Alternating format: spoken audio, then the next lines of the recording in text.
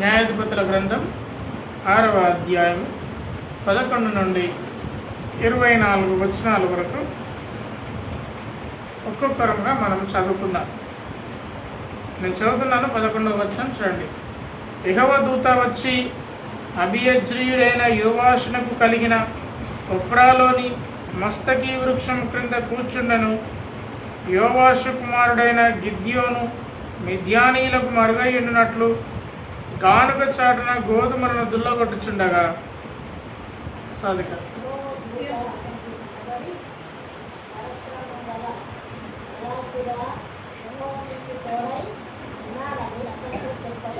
అనగా నెక్స్ట్ సాధిక చదువు.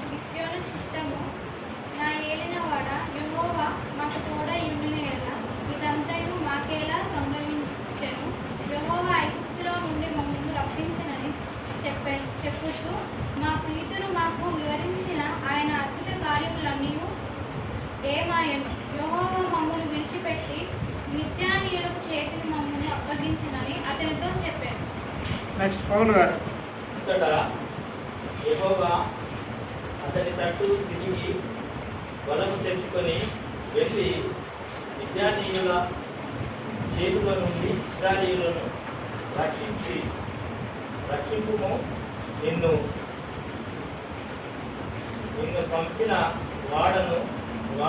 వాడను నేనే అని చెప్పగా సంతోష్. అతడు చిత్తముగా ఏలిన వాడ, దేని సహాయం చేత నేను ఇశ్రాయేలీయులను రక్షింపగలను? నా కుటుంబము మనిషి గోత్రములో ఎన్నికలేనిదే, నా పితరుల కుటుంబంలో నేను కలుసుకుని ఉన్నాడని విన్నామని ఆయనతో చెప్పాను. అందుకు యెహోవా అయిననేమి, నేను నీకు తోడైందును గనుక ఒకే మనుషుని హతము చేసినట్లు మిద్యానీయులను నీవు హతము చేయదు అని సెలవిచ్చెను. సాధిక అందుకతడు నా ఎడల నీకు కటాక్షము కలిగిన ఎడల నాతో మాట్లాడుచున్న వాడు నీవే అని నేను తెలుసుకున్నట్లు ఒక సూచన కనపరచు. నెక్స్ట్ పౌలు గారు. నేను మీ వద్దకు వచ్చి నా అర్పణమును బయటికి తెచ్చి మీ సన్నిధిని దానిని పెట్టు వరకు ఇక్కడ నుండి వెళ్ళకుమి అని వేడుకొనగా ఆయన నీవు తిరిగి వచ్చు వరకు నేను ఉండేదనను. సంతోషం. అప్పుడు గిద్యోను లోపలికి పోయి ఒక మేకపిల్లను తూమెడు పిండితో పొంగని భక్ష్యములను సిద్ధపరిచి ఆ మాంసమును గంపలో ఉంచి అది మండిన నీళ్లను కుండలో పోసి ఆయన కొరకు ఆ మస్తకి వృక్షం క్రిందికి దానిని తీసుకొని వచ్చి దగ్గర ఉంచగా దేవుని దూత ఆ మాంసమును పొంగని భక్ష్యమును పట్టుకొని రాతి మీద పెట్టి నీళ్లు పోయి మనిషి అతనితో చెప్పాను. సాధిక అతడు అలాగూ చేయగా యెహోవా దూత తన చేతినున్న కర్రను చాపి దాని కొనతో ఆ మాంసమును ఆ పొంగని భక్ష్యములను ముట్టినప్పుడు అగ్ని ఆ రాతిలో నుండి వెడలి ఆ మాంసమును పొంగని భక్ష్యములను కాల్చివేసెను. అంతటా యెహోవా దూత అతనికి అదృశ్యమయ్యాడు. ఆయన యెహోవా దూత అని తెలుసుకొని, ఆహా, నా ఏలినవాడ యెహోవా, ఇందుకే కదా నేను ముఖాముఖిగా యెహోవా దూతను చూచితినను. సంతోషం. అప్పుడు యెహోవా నీకు సమాధానము భయపడుతుంది, నీవు చావని అతనితో సెలవిచ్చాను. అక్కడ గిద్యోను యెహోవా నామమున బలిపీఠము కట్టి దానికి యెహోవా సమాధానకర్త అని పేరు పెట్టెను. నేటి వరకు అది అబీయజ్రీల ఒఫ్రాలో ఉన్నది. దేవుడి మాటలను దీవించును గాక. మనకు అనేక సంగతులు నేర్పించిన గాక. చిన్న ప్రార్థన చేస్తాను. కళ్ళు మూసుకోనండి. ప్రేమగల తండ్రి, కృపగల నాయన, దయగల యేసయ్య, ఈ సమయాన్ని నీవు నాకు ఇచ్చినందుకు వందనాలు చెల్లిస్తున్నాను. ఎవరికి లేని ధన్యకరమైన పరిస్థితిలో నన్ను నీవు నిలబెట్టి తండ్రి, నీవు నన్ను వాడుకుంటున్నందుకు వందనాలు చెల్లిస్తూ, అతి ప్రాముఖ్యంగా నీవు ఇచ్చిన మంచి మాటలను బట్టి వందనాలు చెల్లిస్తున్నాను. నీ పిల్లలకు ఆశీర్వాదకరంగా ఈ వాక్యం ఉండకు, నీ మాటలు ఉండకు సహాయం చేస్తామని నమ్ముచు వింటున్న నీ పిల్లలకు తండ్రి ఆత్మీయ దీవెనలు దయచేసేలా మరి ఈయన మాటలు నీవు పలికిస్తున్న మాటలు ఉంటాయని తలుస్తూ నడిపించబడ్డ బిడ్డలందరినీ బట్టి వందనాలు చెల్లిస్తూ యేసును మనం ప్రార్థిస్తున్నాను తండ్రి. ఆమేన్. ప్రభు యేసుక్రీస్తు నామములో మీ అందరికీ వందనాలు. మరి న్యాయాధిపతుల గ్రంథం 6వ అధ్యాయం 11 నుండి 24 వచనాలు వచనం బై వచనం అంటే వచనం వెంబడి వచనాన్ని మనం ధ్యానం చేసుకుంటున్న ఒక బైబిల్ స్టడీ లాగా. న్యాయాధిపతులు ఎందుకు వచ్చారో చాలాసార్లు మీకు ఉపద్ఘాతం చెప్పాను. న్యాయాధిపతులు వారి పని ఇశ్రాయేలీలను శత్రువుల చేతిలో నుండి రక్షించడం వారి పని. అయితే ఈ న్యాయాధిపతులను దేవుడు పంపిస్తున్నా కానీ ఇశ్రాయేలు మారు మనసు పొందట్లేదు. ఇశ్రాయేలు పాపం చేస్తున్నారు, మరలా దేవుడు వారిని శిక్షిస్తున్నాడు, మరలా వారు తమ తప్పు తెలుసుకుంటున్నారు. తప్పు తెలుసుకున్న తదుపరి వారిని కనికరించి ఒక న్యాయాధిపతిని నియమించి వారికి న్యాయం చేయి అని యుద్ధ వీరులను నియమించాడు. జ్ఞానం గలవారు యుద్ధ వీరులు. అటువంటి వారు నియమించినప్పుడు వారు తప్పించబడ్డారు, నిమ్మలంగా ఉన్నారు, నెమ్మదిగా ఉన్నారు.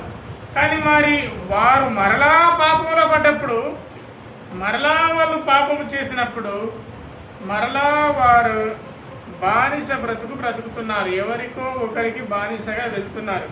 ఈసారి 6వ అధ్యాయంలో 1వ వచనంలో వారు యెహోవా దృష్టికి దోషులైనందున 7 ఏండ్లు వారిని మిద్యానీల చేతికి దేవుడు అప్పగించాడు. ఈ మిద్యానీలు ఎవరు అంటే వాళ్ళు కూడా అబ్రహాము నుండి వచ్చిన వాళ్ళే. అబ్రహాము భార్య అయిన కెతూర కుమారుడే ఈ మిద్యాను. ఆ మిద్యాను నుండి వచ్చిన వారే ఈ మిద్యానీయులు. అయినా వాగ్దానము కేవలం ఇస్సాకునకే సంబంధించింది కాబట్టి మిద్యానికి ఎటువంటి వాగ్దానం ఇవ్వబడలేదు. ఈ మిద్యానీయులు సంచార జాతులు, సంచారం చేసేవారు, ఒక ప్రాంతం నుండి మరొక ప్రాంతానికి వెళ్ళేవారు, బ్రతికేవారు. అయినా ఇశ్రాయేలీల పైన వారి చెయ్యి హెచ్చయింది. వారు హెచ్చుగా ఉన్నారు. ఎందుకంటే ఇశ్రాయేలు చేసిన పాపం. వారు యెహోవా దృష్టికి దోషులైనందున మిద్యానీల చేతికి ఇశ్రాయేలును దేవుడు అప్పగించాడు. 7 సంవత్సరాలు మిద్యానీల చేతికి అప్పగించాడు. ఆ మిద్యానీలు వారిని బహుగా కష్టపెట్టారు. బహుగా కష్టపెట్టినప్పుడు అప్పుడు వారికి యెహోవా దేవుడు గుర్తుకొచ్చాడు. ఒకప్పుడు మనల్ని విడిపించిన దేవుడు, ఐగుప్తు నుండి విడిపించిన దేవుడు, అనేక కష్టాల నుంచి నన్ను విడిపించిన దేవుడు యెహోవా దేవునికి గుర్తుకొచ్చి ఒకసారి వారు ప్రార్థించగా దేవుడు ఒక ప్రవక్తను పంపాడు.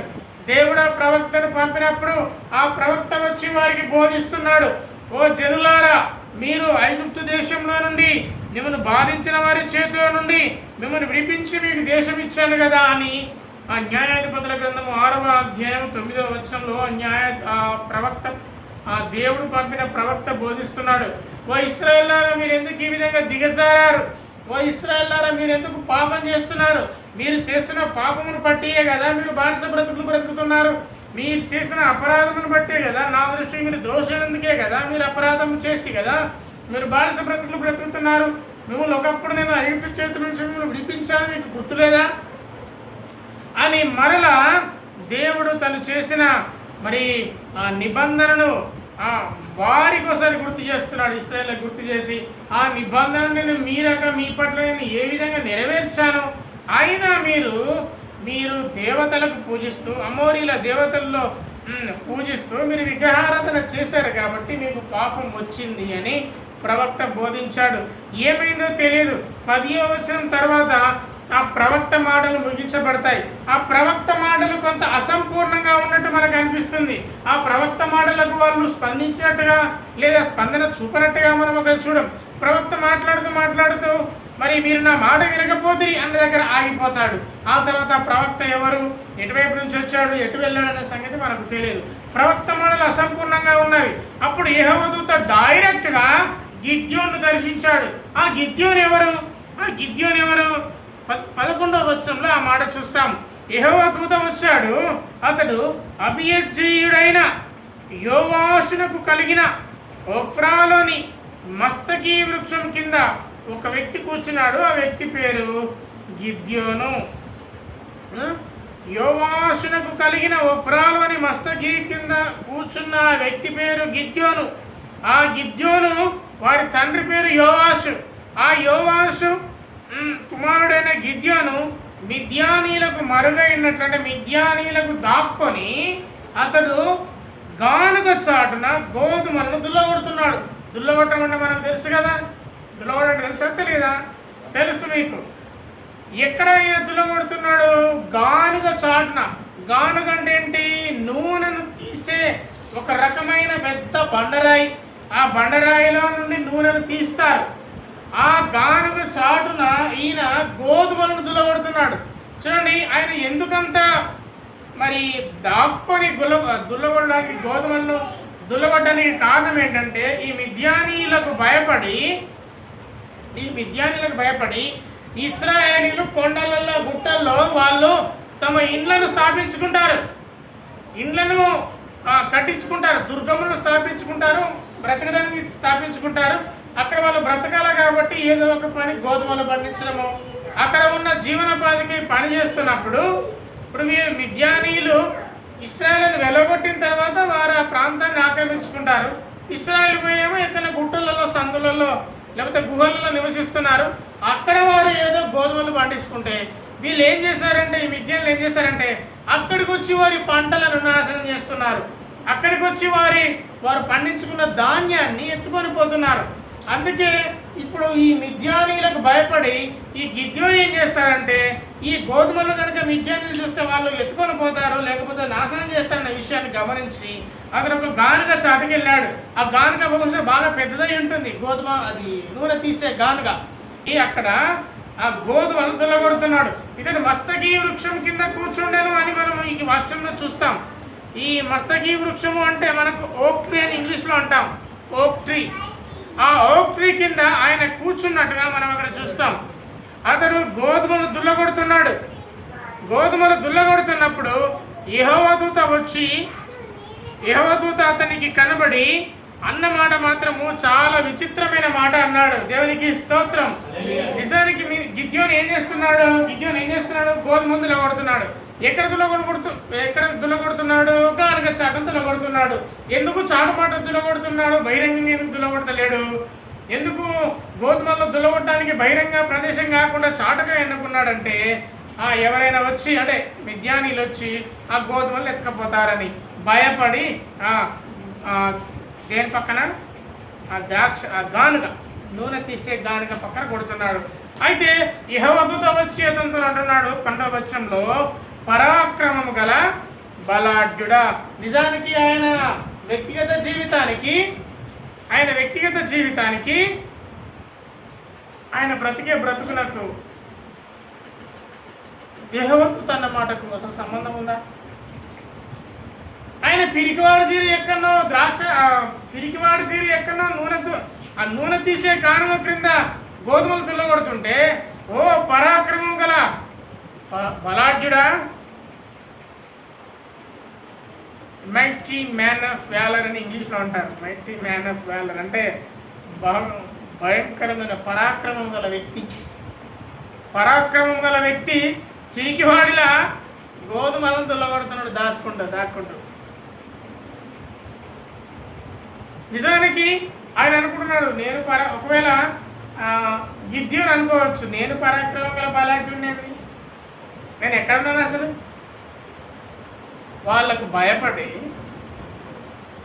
ఈ గానుగ పక్కన గోధుమలను పట్టుకొని నేను బ్రతుకుతుంటే యెహోవా దూత వచ్చి ఏమంటున్నాడంటే, ఓ పరాక్రమం గల బలాఢ్యుడా, యెహోవా నీకు తోడై అన్నాడు. దేవుని పిల్లలుగా మనం కూడా కొన్నిసార్లు గిద్యోని అంటే అర్థం ఏంటంటే నరికేవాడు, మేధావి యోధుడు, గొప్ప యోధుడు, నరికేవాడు, చెట్లను నరికేవాడు అని అర్థం గిద్యోను అనగా. ఈ గిద్యోను యోధుడే కావచ్చు, కానీ అప్పుడు భయపడుతుంటే యెహోవా దూత అంటున్నాడు, ఓ పరాక్రమం గల బలాఢ్యుడా, యెహోవా నీకు తోడై ఉన్నాడు. దేవుని పిల్లలుగా కొన్నిసార్లు గిద్యోను జీవితాన్ని మన జీవితాన్ని చూసినట్టయితే మనము కూడా కొన్నిసార్లు పరిస్థితులకు భయపడో పిరికితనముతో బ్రతికే అలవాటు మనకు ఉండొచ్చు. పిరికితనాన్ని అలవాటు చేసుకొని ప్రతిదానికి భయపడే వ్యక్తులంగా మనం ఉండొచ్చు. అయితే గిద్యోనుకు దేవుడు పెట్టిన పేరు ఏమని పిలిచాడు, ఏమని బిరుదిచ్చాడంటే పరాక్రమం గల బలాఢ్యుడా. నిజానికి ఆయన బలం ఎక్కడిది? ఆయన అసలు బలవంతుడేనా? ఒకవేళ ఆయన నిజంగా బలవంతుడే అని మనం అనుకుంటే ఆయన ఎందుకు పిరిగివాడిలా దాక్కుంటాడు? ఒకవేళ ఆయన అంత పరాక్రమం గలవాడైతే, అంతగా గొప్ప పరాక్రమవంతుడైతే ఎందుకు ఆ పరిస్థితిలో ఉంటాడు? ఆయన వ్యక్తిగత జీవితానికి దేవుడు పిలిచిన దానికి ఏమైనా సంబంధం ఉన్నదా? దేవునికి స్తోత్రం. అంటే దీన్ని బట్టి మనం అర్థం చేసుకోవాలి, మనం ఎంత పిరికి వాళ్ళమైనా ఎంత భయస్థులమైనా దేవుడు మనల్ని ఎన్నుకుంటే ఎక్కడి వరకైనా మనం వెళ్ళొచ్చు. గిద్యోను అనే వ్యక్తి మిద్యానీయులను ఓడించాడు. ఆయన ఏకత్వంలో ఎంతమంది ఓడించాడు? 300 మందితో. ఎంతమందితో? 300 మందితో. ఒక పిరికివాడనే గిద్యోను దేవుడు అతనికి తోడైనప్పుడు కొన్ని వేల జనాభా, కొన్ని లక్షల మంది ఉన్నారు. మిద్యానీయులను కేవలం 300 మందితో ఆ మిద్యానీయులను ఓడించాడు గిద్యోను. దేవునికి మహిమ కలుగును గాక. ఆ విషయాన్ని మనం ముందుకు చూస్తాం. ఊరికే ఆ దేవుడు వచ్చి నీవు పరాక్రమం గల బలాఢ్యుడివి అని అనలేదు. దేవునికి గిద్యోను పట్ల ఒక చిత్తం అనేది ఉంది, తన నెరవేర్పు అనేది ఉంది. దేవుని పిల్లలుగా మన జీవితంలో కూడా దేవుని చిత్తమే జరిగించబడును గాక. మనము వెనక్కి వెళ్ళినా, మనము పడిపోయినా, మనము క్రింద పడినా, ఒకవేళ దేవుడు కనుక నిన్ను ఎలా చూడాలనుకుంటున్నాడు అంటే పరాక్రమం గల బలాఢ్యునిగా చూడాలనుకుంటున్నాడు. ఆమెనండి. అందుకే పరాక్రమం గల బలాఢ్యుడా, దేవుడు నీకు తోడై అప్పుడు వెంటనే గిద్యోను పలికిన మాట, దేవునితో పలికిన మాట 13వ వచనము ఒకసారి చదువుతారా? 13వ వచనం. గిద్యోను చిత్తమున ఏలినవాడా అంటున్నాడు. చిత్తమున ఏలినవాడా, నిజమా తండ్రి నేను పరాక్రమం గల బలాఢ్యున్నా? ఓకే, చిత్తము నా ఏలినవాడా, యెహోవా మాకు తోడై ఉంటే ఇదంతయు మాకు ఎలా సంభవించను? ప్రతి ఒక్కరు వేసే ప్రశ్న, ప్రతి ఒక్కరు తమ జీవితాన్ని చూసుకొని వేసే ప్రశ్న, దేవుడు నాకు తోడై ఉంటే ఇదంతా కూడా నాకెందుకైంది? యెహోవా మాకు తోడై ఉంటే ఇదంతా మాకెందుకు జరిగింది? ఇంకా ఆయన ప్రశ్నిస్తున్నాడు, యెహోవా ఐగుప్తులో నుండి మమ్మల్ని రప్పించని చెప్పుచు మా పితరులు వివరించిన అద్భుత కార్యములన్నీ ఏమైనా? పూర్వకాలంలో మా పితరులు చెప్పారు, మీరు ఐగుప్తు దేశం నుంచి విడిపించబడ్డారు. ఎన్ని రకాల తెగుళ్ళు వచ్చాయి ఐగుప్తు వారికి? 10 రకాల తెగుళ్ళు. నీళ్ళు రక్తంగా మారుతాయా? నీళ్ళు రక్తంగా మారుతాయా చెప్పండి? మారవు. కానీ అక్కడ మారింది. కర్ర పాము అవుతుందా? కాదు, కానీ పాము అయింది. ఇటువంటి అద్భుతాలు ఎన్ని జరిగించబడ్డవి? మిడతలు, కప్పలు, నిజంగా ఎంత అద్భుత కార్యాలు, ఆశ్చర్యకార్యాలు జరిగినవి. అసలు ప్రపంచంలో ఆ ఐగుప్తు దేశంలో జరిగిన ఆ కార్యాలు మరలా ఎప్పుడు జరగలేదు. నీళ్ళు రక్తంగా ఎప్పుడైనా మారినాయా? కొత్త నిబంధనలో కానీ ఎక్కడైనా మారిందా? కర్ర పామైందా కొత్త నిబంధనలో కూడా? ఎక్కడ కూడా జరగలేదు. ఎక్కడ జరగని అద్భుత కార్యాలు ఐగుప్తు దేశంలో దేవుడు జరిగించాడు. మరి జరిగించినప్పుడు అంత గొప్ప అద్భుత కార్యములు జరిగించిన మరి ఇప్పుడు మాకేమైంది? ఇప్పుడు మా పరిస్థితి ఏంది? మా పితరులేమో నీళ్ళు రక్తంగా మారినారా బిడ్డ, దేవుడు అద్భుత కార్యాలు జరిగించాడు. మరి కర్ర పామైందిరా బిడ్డ. మరి కర్ర పామైనప్పుడు అక్కడ ఉన్న మంత్రి వాళ్ళు కూడా కర్ర పామును చేసినప్పుడు ఆహారము అనే వ్యక్తి కర్ర పోయి ఆ పాములంటే మింగేసిందిరా. మరి ప్రతి ఇంటికి కప్పలు వచ్చాయి, మిడతలు పడ్డాయి, పంట పొలాలు నాశనం అయిపోయాయి. మరి ఆ రాజ్యంలో ఉన్న పెద్ద కుమారుడు, ప్రతి ఇంట్లో ఉన్న పెద్ద కుమారుడు చనిపోయాడు. అటువంటి భయంకరమైన తెగుళ్ళ చేత వాళ్ళు బాధించబడ్డారు. మనకు దేవుడు విజయాన్ని ఇచ్చాడు. ఎర్ర సముద్రం ఏమైంది? 2 పాయలుగా చీలిపోయింది. నా బిడ్డ, ఆ కాలంలో దేవుడు మాకు అద్భుత కార్యాలు చేశాడు అని గిద్యోనుకు మరి వారి పితరులు వివరించారు. ఇప్పుడు గిద్యోను దేవుని ప్రశ్నిస్తున్నాడు. ప్రభు, ఒకప్పుడు మాకు కింద అద్భుత కార్యాలు జరిగాయని మా పితరులు చెప్పారు. ఇప్పుడు అవన్నీ ఏమైనాయి? అవన్నీ ఎటుపోయినాయి? ఈ మాకెందుకు సంభవించాయి? మనం ప్రసిద్ధమయ్యాం ఈ మాట. ఒకప్పుడు నా జీవితంలో ఈ అద్భుత కార్యాలు జరిగినాయి, కానీ ఇప్పుడు నేను ఎందుకు ఇట్లున్నా? అవన్నీ ఏమైపోయినాయి? అవి ఎటుపోయినాయి? నువ్వేనా ఏది చేసింది? ఒకప్పుడు అద్భుత కార్యాలు జరిగించిన వాడమని నేను గుర్తించి నేను నా దేవునిగా విశ్వసిస్తే ఇప్పుడు మళ్ళీ వచ్చేసరికి మొత్తం తలకిందులు అయిపోయాయి. ఏమాయా అద్భుత కార్యాలు ఎటుపోయాయి? ఇది ఎవరితో ప్రశ్నిస్తున్నాడు గిద్యోను? ఎవరిని ప్రశ్నిస్తున్నాడు?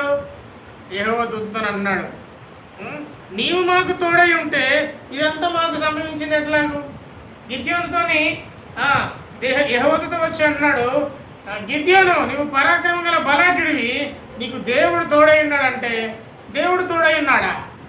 దేవుడు తోడై ఉంటే ఇదంతా మాకెందుకు ఇట్లా అయింది?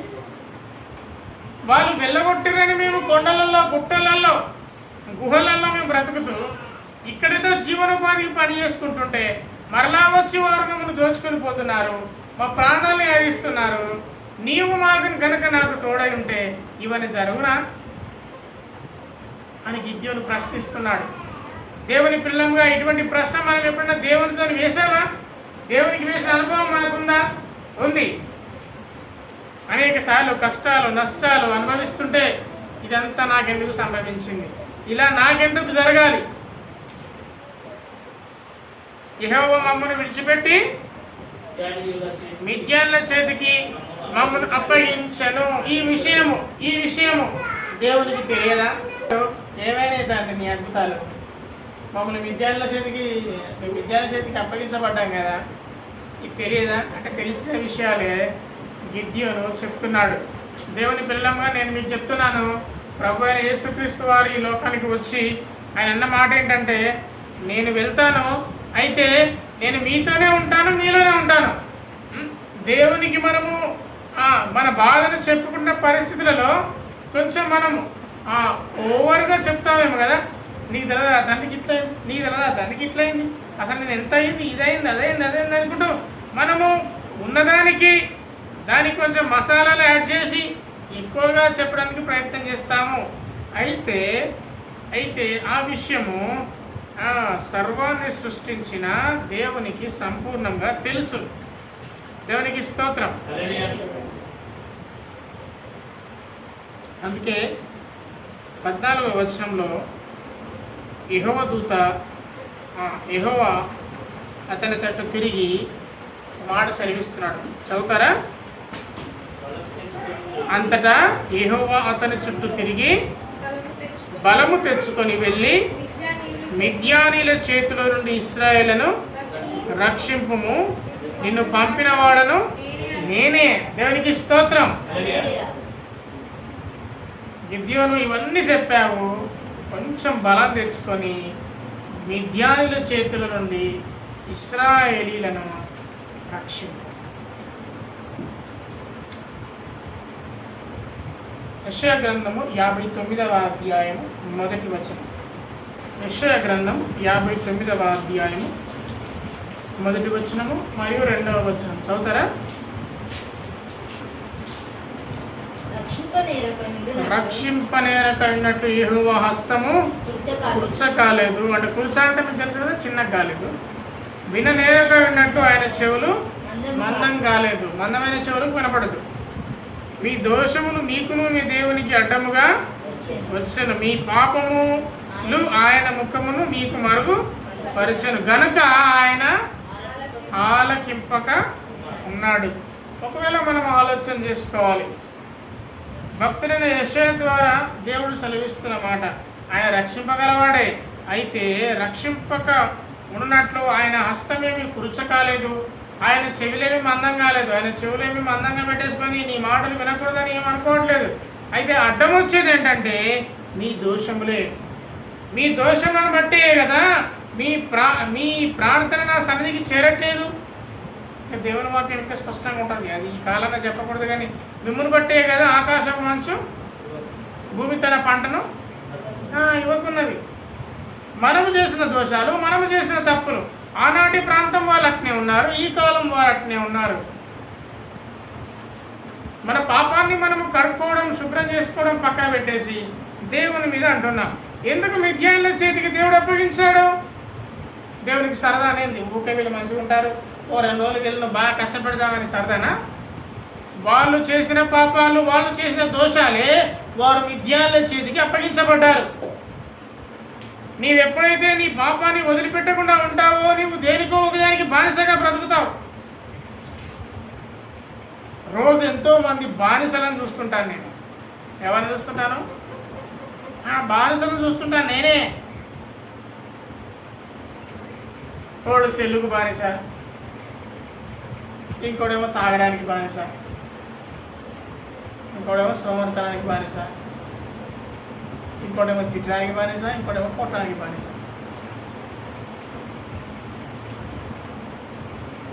ఇక వాడు ప్రార్థన చేస్తే దేవుడు వింటాడా? వాడి ప్రార్థన దేవుని సన్నిధికి చేరుతుందా? అందుకే మీ పాపములు ఆయన ముఖమును మీకు మరుగుపరచను కనుక మీరు ఆయన ఆలకింపక ఉన్నాడు. మిద్యానీల చేతిలో చిక్కబడ్డ ఇశ్రాయేళ్ల పరిస్థితి కూడా అది. వారి పాపములు దేవుని ముఖాన్ని మరుగుపరిచాయి.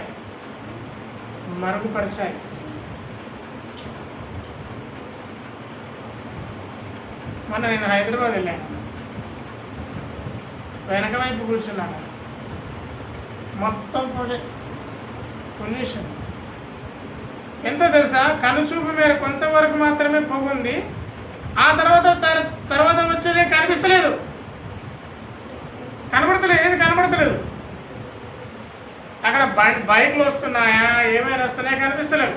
కొంచెం వేగం అనుకోండి, ఇక అంతే.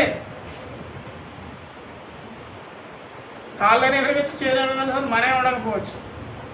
మరుగైపోతుంది, పొగ మొత్తం మరుగు చేస్తుంది. ముందు ఎవడు వస్తున్నాడో అర్థమైతే లేదు.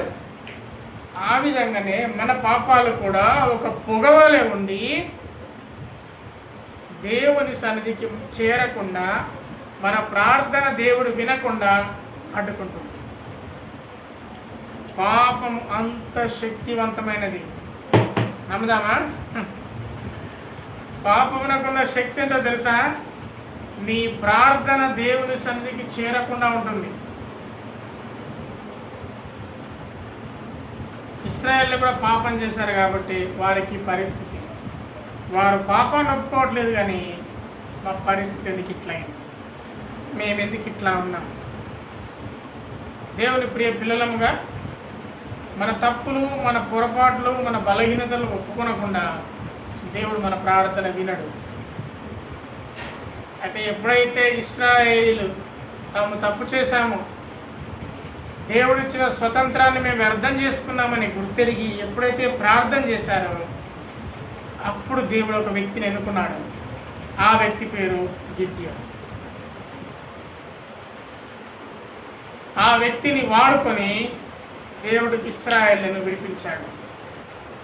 అయితే అతన్ని ఎన్నుకొని అతన్ని దేవుడు దర్శించాడు. దేవుని బిడ్డలంగా మనల్ని కూడా దేవుడు దర్శించాడు. ఎంతోమంది ఉన్న ఈ గ్రామంలో మనల్ని దేవుడు దర్శించాడు, మనల్ని దేవుడు ఎన్నుకున్నాడు. మన బలహీనతలు ఇంకా కనుక మనం విడిచిపెట్టకుండా ఉంటే మన ప్రార్థన దేవుడు అంగీకరించడు.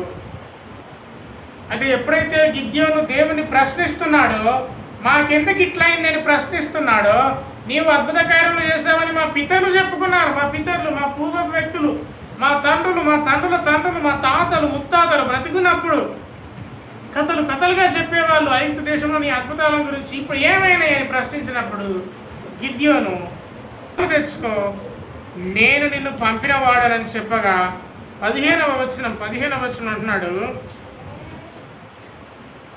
అతడు చిత్తమున ఏలినవాడ, దేని సహాయము చేత ఇశ్రాయేలును నేను రక్షింపగలను? నా కుటుంబము మనష్షే గోత్రములో ఎన్నికలేనిదే, నా పితరుల కుటుంబంలో నేను కనిష్ఠుడనే ఉన్నానని ఆయనతో చెప్పాను. అందుకు యెహోవా అయినా ఏమి? చూడండి, గిద్యోను ప్రశ్నిస్తున్నాడు కదా. ప్రశ్నించినప్పుడు మరలా గిద్యోనుతో దేవుడు అంటున్నాడు, నువ్వు బలం తెచ్చుకో, నేను నీ ద్వారా రక్షిస్తాను అంటే, అయ్యో ప్రభువా, నేను ఎలా చేయగలుగుతా? నేను ఎన్నికలేని వాడను కదా, నేను ఒక సాధారణమైన వ్యక్తిని కదా, నా గోత్రంలో నేను కనిష్ఠుని కదా, నేను చాలా చిన్నవాడిని కదా. నిజానికి గిద్యోను ఇవి వంకలు పెడుతున్నాడు, కానీ గిద్యోను చిన్న వ్యక్తి ఏం కాదు. గిద్యోను చిన్న వ్యక్తి ఏం కాదు. ఒకసారి చూద్దాం ఆయన ఎటువంటి వాడు. న్యాయాధిపతుల గ్రంథము 6వ అధ్యాయము 25వ వచనం. నేను ఆయన గురించి అంటే ఆయన పరిస్థితి చెప్పడానికి మాత్రం ఈ మాట అంటున్నాను. న్యాయాధిపతుల గ్రంథం 6:25 నేను చదువుతున్నాను. నీ తండ్రి కోడను అనగా 7 ఏళ్ల 2వ ఎద్దును తీసుకుని వచ్చి నీ తండ్రి కట్టిన బయలు యొక్క బలిపీఠం, ఇది నాకు కావాలి. నేనేమి చిన్నోడే కాదు, వీళ్ళ తండ్రి గిద్యోను వాళ్ళ తండ్రి యోవాషు బయలు నాకు ఒక బలిపీఠం కట్టాడు. ఇప్పుడు దేవుడు అన్నాడు, ఆ బలిపీఠాన్ని కూలగొట్టమంటున్నాడు. అంటే గిద్యోను, నేను నీ దగ్గర విడిపిస్తాను, నువ్వు ఒకసారి నీ తండ్రి కట్టాడు కదా ఒక బలిపీఠం, ఆ బలిపీఠాన్ని నువ్వు కూలగొట్టమంటే, ఈ బలిపీఠం కూలగొట్టడానికి ఆయన తన పనివారిని పిలిచాడు. ఆ పనివారు ఎంతో తెలియదు, కానీ ఆయన పనివారు 10 మందికి పైగా ఉన్నారంట. ఒకసారి చూద్దాం ఆ మాట కూడా.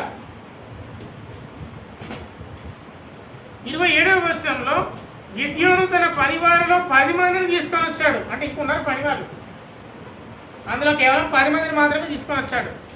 గంతమంది పనివాళ్ళని పెట్టుకున్నవాడు కనిష్ఠుడా? ఒక బలహీనుడు, ఒక చిన్న వ్యక్తి ఒక 10 మంది పనివాళ్ళని పెట్టుకుంటాడా? మీలో ఎంతమందికి మీ ఇంట్లో పని వాళ్ళు ఉన్నారు? ఒకవేళ ఉంటే ఎందరు వ్యక్తులు మీ ఇంట్లో పనిచేస్తున్నారు? గిద్యోని ఇంట్లో విస్తారంగా పనివారు ఉండేవాళ్ళు. దేవుడు సెలవిచ్చాడు ఒక మాట, గిద్యోను నీ తండ్రి బయలునకు బలిపీఠం కట్టించాడు, దాన్ని కూలగొట్టాలి అన్నప్పుడు రాత్రి వేళ కూలగొడతాడు. ఎందుకంటే పగటి వేళ అక్కడ ఉన్నవారు మరి గిద్యోని ఏమైనా అంటారేమని భయపడి రాత్రి వేళ కూలగొట్టడానికి వెళ్తాడు. కూలగొట్టడానికి వెళ్ళినప్పుడు ఒక 10 మంది తన దగ్గర పనిచేస్తున్న మనుషులను తీసుకొని వెళ్తాడు. ఆయన చిన్నవాడేం కాదు. ఈ పని నువ్వు చెయ్యి అంటే, అబ్బో నేను చిన్నవాడను అంటే తప్పించుకునే ధోరణి. ఒకవేళ మీతను కూడా నేను మీకు పనప్పి ఇచ్చాను అనుకో, దేవుడు నేనే కాదు దేవుడే మీకు ఒక పనప్పి ఇచ్చాడు అనుకోండి, మీరు ఏమంటారు తెలుసా? నేను నాతో కాదు, అందరితో మాట్లాడాలి. ఏమనుకోకండి దయచేసి. ఒకవేళ పౌలు గారికి పని చేయాలంటే లేదు సామెలకు ఫోన్ చేయాలి, సామెల్ గారు అంటే దేవదానికి ఫోన్ చేయాలి, సంతోషం అంటే అందరం కూర్చొని మాట్లాడాలి. అంటే ఇటువంటి పరిస్థితి ఉంది.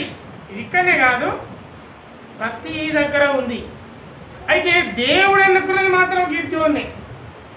గిద్యోని ఏమంటాడంటే నాకు చెడ కాదు, నేను చాలా చిన్నోని అంటున్నాడు. దేవుని పిల్లలంగా చూడు, దేవుడే నేను పిలిచాడు.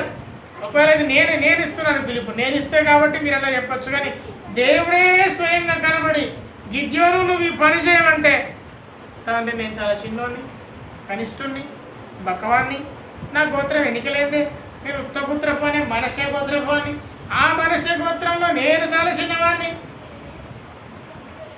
అది బయలుకు బలిపీఠం కట్టిస్తారా మీరు? ఆయన మనష్య గోత్రంలో చిన్నవాడు అయి ఉంటే ఒక బయలుకు బలిపీఠం సొంతంగా వీళ్ళ నానే కట్టించాడంటే ఆయన చిన్నవాడా? సొంతంగా తనే ఒక బలిపీఠం కట్టించాడంటే అతను చిన్న వ్యక్తి. ఆ బలిపీఠాన్ని కూలగొట్టవయ్యా గిద్యోనగానే గిద్యోను ఒక 10 మంది మనుషులు తీసుకొని పోతుందంటే ఆయన చిన్న వ్యక్తి? ఆయన చిన్న వ్యక్తి అని కాదు, అని తప్పించుకోవాలనుకుంటున్నాడు. దేవుడు తనకిచ్చిన పిలుపును పక్కన పెట్టి నేను తప్పించుకోవాలి, నేను చాలా చిన్నవాడిని, మోషేని అంటాడు కదా దేవుడు, మోషే నువ్వు వెళ్ళి ఇశ్రాయేలుని విడిపించవయ్యా ఐగుప్తు చేతుల నుంచి అంటే, ప్రభువా నేను వస్తానే కదా, నాకు నత్తి మాట్లాడే చదవాలి, తప్పించుకున్నాడు. అయితే హెబ్రీ పత్రికలో ఉంటుంది కదా, మోషే సకల విద్యలన్నిటినీ అభ్యసించిన వాడు, ఆయనకు అన్ని విద్యలు తెలుసు. సకల విద్యలు అంటే అన్నీ తెలుసు. అంటే ఆయనకు ఈత వచ్చు, మోసకు సకల విద్యలు, ఆయనకు బాణం వేసుడు వచ్చు, ఆయనకు బాక్సింగ్ వచ్చు, ఆయనకు కరాటే వచ్చు. గుద్దితే దెబ్బ కూడా చాలా చచ్చినా లేదా, గుర్తుందా మీకు? ఒక నూరికినే చంపేశాడు. ఆయనకు సకల విద్యలు వచ్చు. అయితే ఎప్పుడైతే 40 సంవత్సరాలు మనోడు మనుషుల మధ్య ఉండగా గొర్రెలతో ఉన్నాడో ఆ విద్యలను ఎడిపోయాయి. గొర్రెలు కాస్తారు కదా, వాళ్ళ మేనమామ గొర్రెలు, ఇద్దరు గొర్రెలు కాస్తారు కదా, 40 సంవత్సరాలు గొర్రెలు కాస్తాడు. ఇప్పుడు 40 సంవత్సరాలు వీరుడుగా ఉన్నాడు, 40 సంవత్సరాలు గొర్రెలు కాశాడు. 80 సంవత్సరాలకు దేవుడు దర్శించినప్పుడు, నేను నత్తివాడని తండ్రి, నేను వెళ్ళను. అప్పుడు ఆయన తోడుగా ఆహారంను పంపించాడు. దేవుడు ఆహారంను దర్శించలేదు, మోషనే దర్శించాడు. దేవుని ప్రియులంగా దేవుడు నిన్ను దర్శించాడు, నన్ను దర్శించాడు. దేవుడు మనకు కొన్ని బాధ్యతలు అప్పచెప్పాడు, చేయమని చెప్తున్నాడు. చేయమని చెప్తుండగా ఇది నాకు చేత కాదు అనడానికి చెప్పండి వీలు లేదు. ఎందుకంటే నీ గురించి ఏమీ తెలియకుండా దేవుడు నీకు ఏ బాధ్యత ఇవ్వడు. నీ సామర్థ్యం చొప్పున దేవుడు నీకు బాధ్యత ఇస్తాడు. 5 తలాంతులు ఇచ్చాడు, 2 తలాంతులు ఇచ్చాడు, 1 ఇచ్చాడు.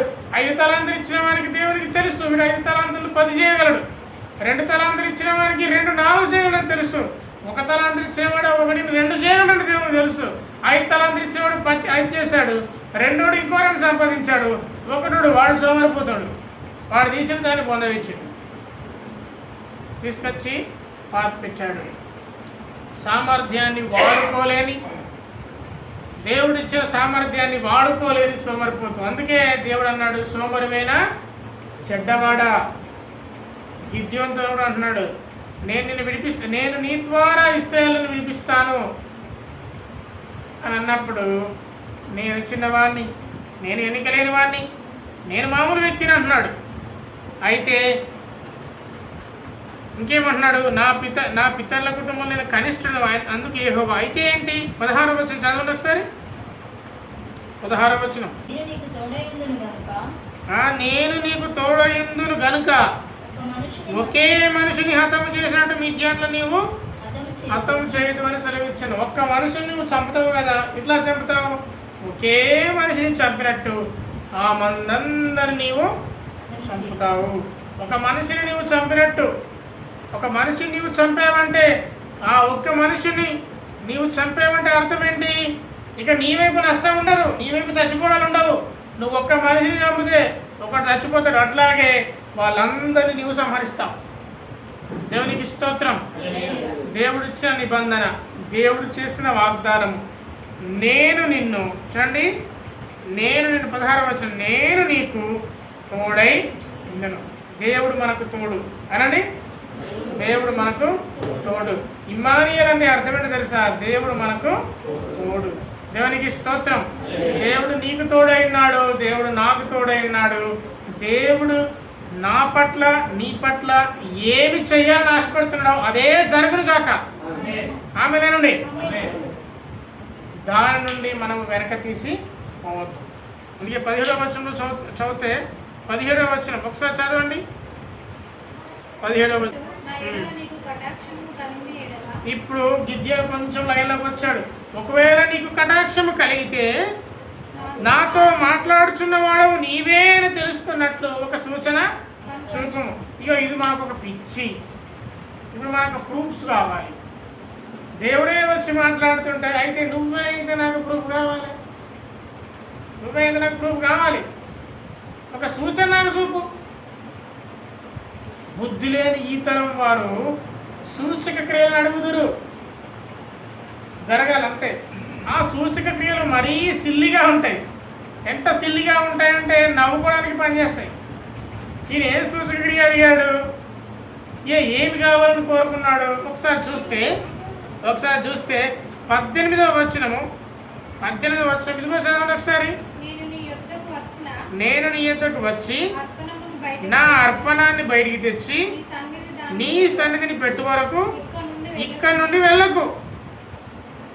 నేను నీ దగ్గరికి వస్తాను, ఓ అర్పణ తీసుకొస్తాను, నీ దగ్గర పెడతాను, అప్పటి వరకు నువ్వు ఇక్కడే ఉండు. ఇక్కడే ఉండాలి. దేవుడు తింటాడా? దేవునికి ఆకలి అవుతుందా? అసలు ఆకలి అవుతుందా?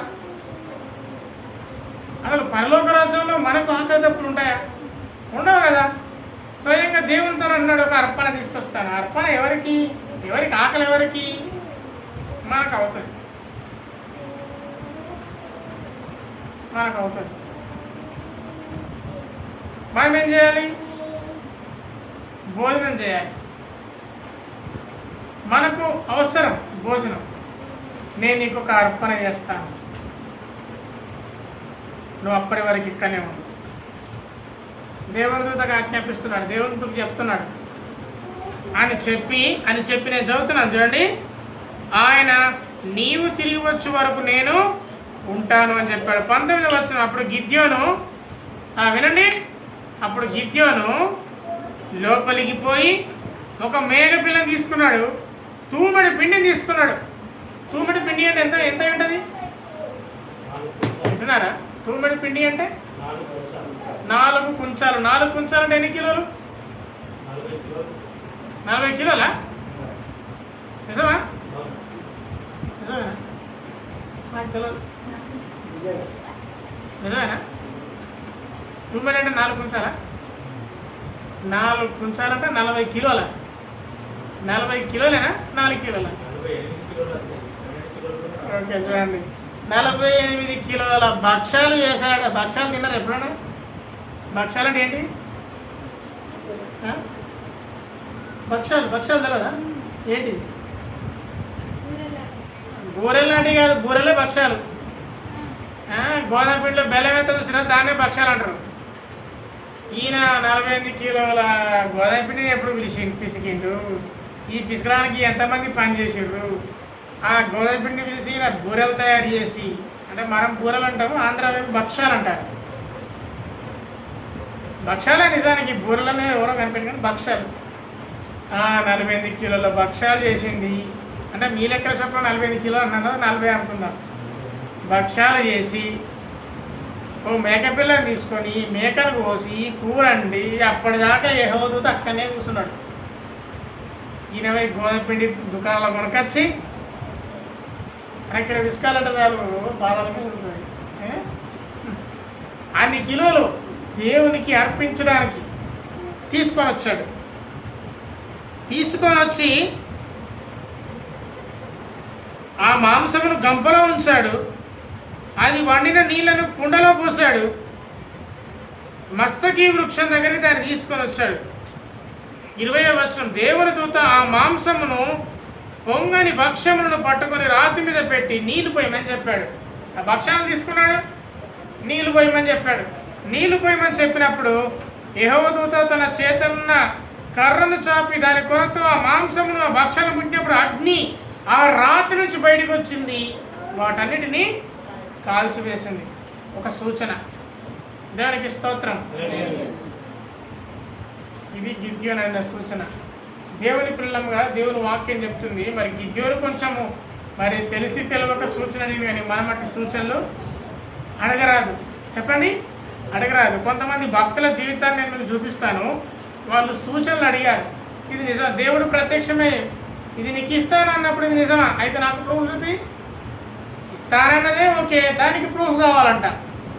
2వ రాజుల గ్రంథం 20వ అధ్యాయం 8 నుండి 11 వచనాలు. 2వ రాజుల గ్రంథం 20వ అధ్యాయం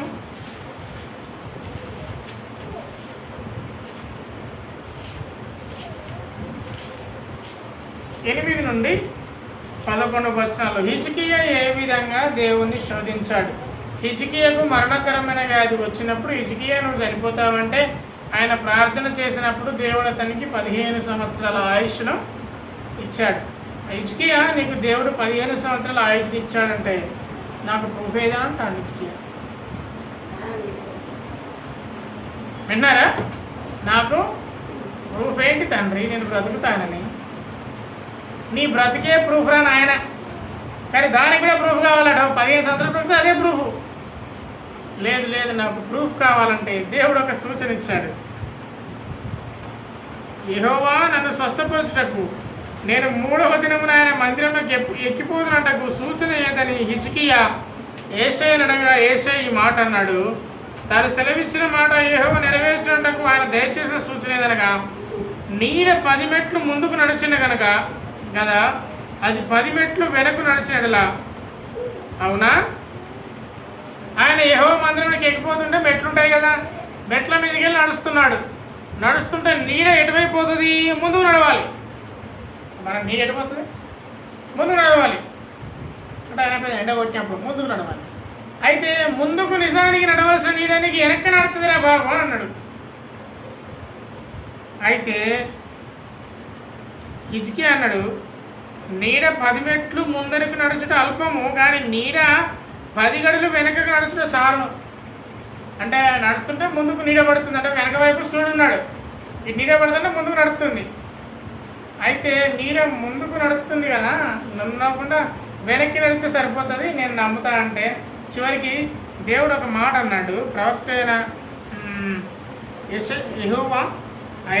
యెహోవాకు ప్రార్థింపగా ఆయన అహాసు గడియారపు పలక 10 మెట్లు ముందర నడిచిన నీడ 10 మెట్లు వెనుకకు తిరిగిపోనట్లు చేశాను. చూడండి, 10 మెట్లు ముందుకు నడుస్తుంటే 10 మెట్ల తర్వాత నీడొస్తుందట. సాధ్యమా? కానీ హిజ్కియా సూచన అడిగాడు. ఆనాటి భక్తులు మరి తాము తెలియని తనముతో అడిగిన సూచన. మీరు అడుగుతారా సూచన? నువ్వు దేవుడివే అయితే, నువ్వు యెహోవా అయితే, నువ్వు నిజంగా నన్ను రక్షించుకున్నవాడివి అయితే నాకే ఇప్పుడు సూచన కావాలి, చూపి. ఇలా అడిగే మనుషులు లేకపోలేదు. మరి ఒక భక్తుల గురించి చూద్దాం. ఇతడు దావీదు కీర్తనలు 86వ అధ్యాయము 17వ వచనం.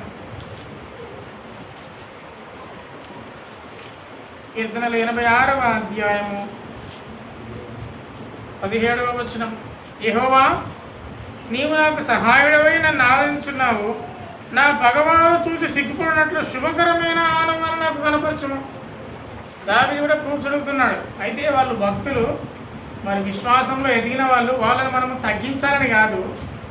చూసినావా, శుభకరమైన ఆనవాళ్ళు అడుగుతున్నాడని వాళ్ళు తగ్గించడం కాదు, కానీ వారికి ఉన్న కష్టమును బట్టి ప్రభువా నాకు ఏదైనా సూచన చూపు తండ్రి, తొందరగా చూపు తండ్రి అని ఆనాడు వారు ప్రార్థన చేశారు. కానీ మనం అట్లా ప్రార్థన చేయలేదు, మనకు అటువంటి సూచనలు రావు. శుభకరమైన ఆనవాళ్ళు నాకు కావాలని ఆయన ప్రార్థన చేశాడు. అయితే ఒక భక్తుడు ఉన్నాడు. ఆ భక్తుడు ప్రకటన మాట చాలా అద్భుతంగా ఉంది. యెషయా గ్రంథం 7వ అధ్యాయము 10-11 వచనాలు చదవండి ఒకసారి. చదువుతారా? యెషయా గ్రంథం 7వ అధ్యాయం 10వ వచనం. యెహోవా ఇంకను అహాజునకు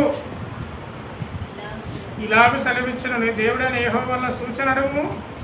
అది పాతాళమంత లోతైనను సరే, ఊర్ధ్వలోకమంత ఎత్తైనను సరే. అహాజు, నేను అడుగను, యెహోవాను శోధింపను. దేవునికి స్తోత్రం. అహాజు అంటున్నాడు, నేను దేవుణ్ణి శోధింపను. అటువంటి మనస్తత్వంలోనికి మనం రావాలి.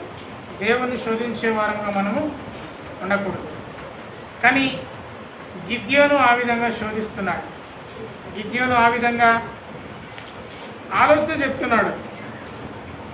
అప్పుడు గిద్యోను అంటున్నాడు 22వ వచనం, ఆయన యెహోవా దూత అని తెలుసుకొని, ఆహాహా నా ఏలినవాడా, యెహోవా ఇందుకే కదా నేను ముఖాముఖిగా యెహోవా దూతను సూచిస్తాను.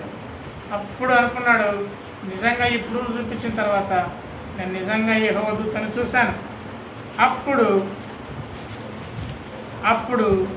యెహోవా నీకు సమాధానము, భయపడకము, నీవు చావని సెలవిచ్చాడు.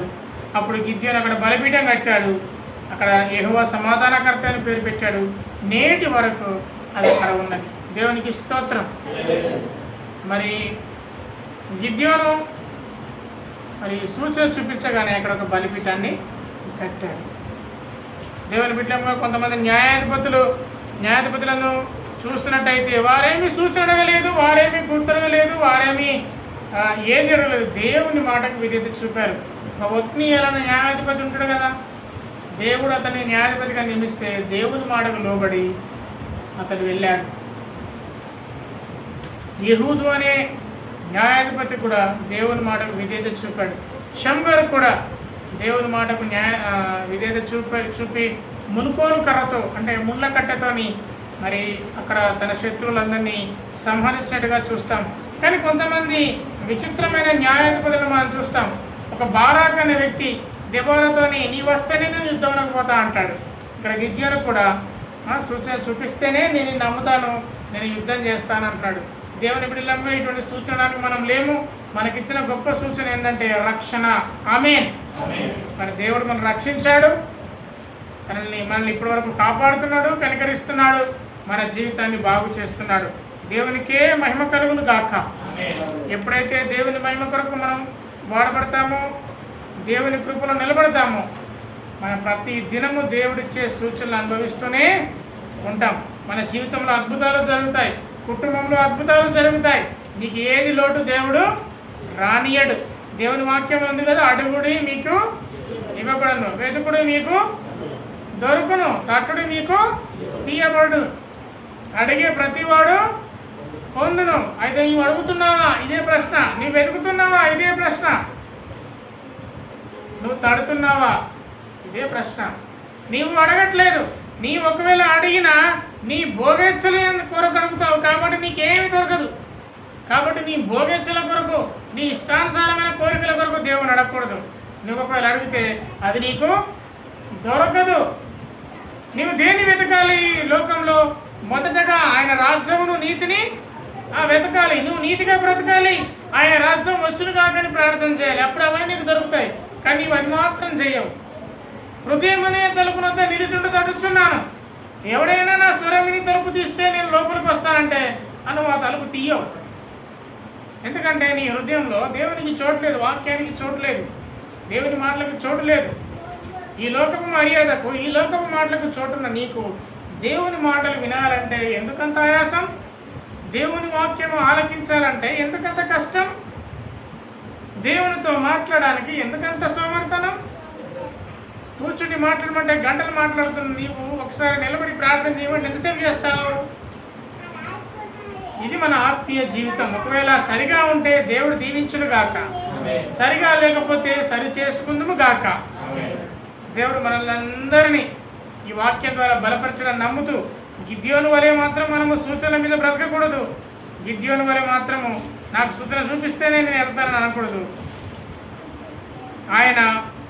ఆయన సూచనల మీద నమ్ముకున్న తర్వాత వెళ్ళాడు. కానీ అప్పటి వరకు ఆయన దేవుని సంపన్నంగా విశ్వసించిన వాడు కాదు. ఆ సూచన జరిగిన తర్వాత ఆహాహా, అప్పుడు గుర్తుకొచ్చింది, ఆహాహా నేను దేవుణ్ణి చూచితేనే. మరి దేవుణ్ణి చూచిన అన్న గిద్యోను మరలా అతనికి బుద్ధి వచ్చి, అబ్బా దేవుడా నువ్వు చెప్పినట్టు నేను చేస్తా అనాలి కదా. ఎంత శక్తిమంతుడవు తండ్రి, భక్ష్యాల మీద నీళ్లు పోసినా కూడా అది మండించినావు. ఎంత శక్తిమంతుడవు తండ్రి, మాంసం కూడా మండిపోయింది, నీళ్ళలో ఉన్నది కూడా మండిపోయింది కదా. నువ్వు ఎంత శక్తిమంతుడవు తండ్రి, నిజంగా నువ్వు ఒకే మనిషిని చంపినట్టు నేను విజ్ఞానీలను చంపేస్తాను, నీవు చంపేస్తావు అని నాకు వాగ్దానం ఇచ్చకపోతే జరుగుతుందని నమ్మాలి కదా.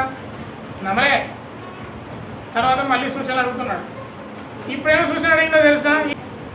ఈ సూచన చూడండి, 33వ వచనం నుండి 40వ వచనం దాకా మరొక సూచన అడిగాడు. చూడండి, అక్కడ అతను ఎప్పుడైతే ఆ బలిపీఠాన్ని పొడగొట్టడానికి 10 మంది మనుషులను మరి ఏర్పాటు చేసుకున్నాడు, 10 మంది మనుషులను బట్టి ఆ బలిపీఠాన్ని బలగొట్టిన తర్వాత ఊరోళ్ళందరూ వస్తారు. అరే ఇప్పటిదాకా ఈ బలిపీఠం అనేది ఇప్పుడు ఎటుపోయింది అనగానే ఈ బలిపీఠాన్ని పలగొట్టింది ఎవరు? చివరికి అందరికీ తెలుస్తుంది. నేను చెప్తాను, నా మాట కండి, గిద్యోను అని తెలుస్తుంది. గిద్యోను ఎంత పని చేసినావు? మీ నాన్న బలిపీఠం కడితే నువ్వు బలగొడతావా? ఇది న్యాయమేనా? తప్పు కదా. ముందు గిద్యోను శిక్షిస్తామన్నప్పుడు గిద్యోని వాళ్ళ ఫాదర్ వచ్చి అంటాడు, ఇప్పుడు పడగొట్టింది నా కొడుకు గిద్యోను, బాధించుకోవాల్సింది ఎవరు? బయలుదేవత వచ్చి గిద్యోను నువ్వు ఎందుకు పడగొట్టావని బయలుదేవతని వాదించాలి. కాబట్టి ఆ బయలే విలువరి, మనం కాదు పంపడాల్సింది అని అనగానే బయలు ఏ విధంగా వాదిస్తుంది, అది విగ్రహం కదా అని అక్కడ వాళ్ళు అంటారు. అక్కడ వారికి మధ్య వాదం పుట్టింది. ఎరుబయలు అని పేరు పెట్టారు. ఈ ఎరుబయలను పేరు పెట్టిన తర్వాత ఈ మిద్యానీయులందరూ, అమాలేకీయులందరూ, తూర్పు వారందరూ కూడి ఈ యెజ్రెయేలు మైదానంలో దిగినప్పుడు యెహోవా ఆత్మ గిద్యోను ఆవరించింది. అప్పుడు అతని ఇంటి వారందరూ వచ్చారు, వారందరూ కూడుకున్నారు, దూతలు వచ్చారు. అప్పుడు మరలా ఒక సూచన అడుగుతున్నాడు. ఇప్పుడు నిన్ను తండ్రి, నేను బూరుగుదాను, నీ ఆత్మ నా మీదకి వచ్చింది, ఇప్పుడు నాకు ఒక సూచన కావాలి. ముందు ఒక సూచన అయిపోయింది, ఇప్పుడు మరొక సూచన కావాలి. ఈ సూచన చాలా సిల్లీగా ఉంటుంది. చూడండి ఈ 37వ వచనం, నేను కళ్ళమున గొర్రెబొచ్చు ఉంచాను. కళ్ళం తెలుసుగా మీకు? కళ్ళం తెలుసుగా? కళ్ళ గొర్రెబొచ్చు ఉంచాడంట. ఆ గొర్రెబొచ్చు ఉంటే నేలంతా ఆరున్నదట. ఆ బొచ్చు వింటున్నారా? కళ్ళంలో గొర్రెబొచ్చు పెట్టాడు. ఆ గొర్రెబొచ్చు అక్కడ పెట్టిన తర్వాత నేలంతా కూడా ఆరిపోవాలి. రాత్రిపూట కళ్ళంలోకి వెళ్ళి గొర్రెబొచ్చు పెట్టొచ్చాడు. నేలంతా కూడా తడిగా ఉండాలి, గొర్రెబొచ్చు మాత్రం కాదు, నేలంతా కూడా పొడిగా ఉండాలి, ఆరిపోవాలి. గొర్రెబొచ్చు మాత్రం తడిగా ఉండాలి. ఇదో రకమైన సూచన. ప్రభు అంటాడు కదా, ఒకే గిద్యోను, నీ మాటకు నేను సెలవిచ్చి నువ్వు ఎప్పుడైతే గొర్రెబొచ్చు పెట్టావో ఆ ప్రాంతంలో ఆ గొర్రెబొచ్చు మాత్రం తడిగా ఉంటుంది, మిగతాదంతా పొడిగా ఉంటుంది. మరి దేవుడు ఆ విధంగానే సెలవిస్తాడు. సెలవిచ్చిన తెల్లారి మళ్ళీ కూడా అడుగుతున్నాడు, ప్రభువా ఇంకొక్కసారి నువ్వు ఆజ్ఞవు, ఈసారి నేలంతా తడిగి ఉండాలి, గొర్రెబొచ్చు మాత్రం పొడిగి ఉండాలి. దేవునికి ఓపిక ఎక్కువ. ఆమె హల్లెలూయా. మనకు ఓపిక తక్కువ. ఆమె అన్నావా? అనండి. దేవుని పిల్లలంగా నిజమే, నాకు ఓపిక తక్కువే, మీకు ఓపిక తక్కువే. కానీ దేవుడు చూసారా, 3 సార్లు ఆల్రెడీ ఒక సూచన చేశాడు, మరలా సూచనలు అడుగుతూనే ఉన్నాడు. ఆయన దేవుడు వారి ప్రార్థన విన్నాడు కాబట్టి ఆయన పనికి వాళ్ళ సూచనలన్నింటినీ అంగీకరించాడు. మరి ఈ కాలంలో మాత్రం అంగీకరించాడు. ఒకవేళ అంగీకరిస్తారని మాత్రం మీరు అసలే అనుకొనకండి. దేవుడి మాటలు దీవించును గాక. అందరం స్తుతియు మహిమ ఘనత నీకే యుగ యుగముల వరకు. ఎంతో నమ్మదగిన దేవా, ఎంతో నమ్మదగిన దేవా, నీవొక్కడవే గొప్ప దేవుడవు, ఘన కార్య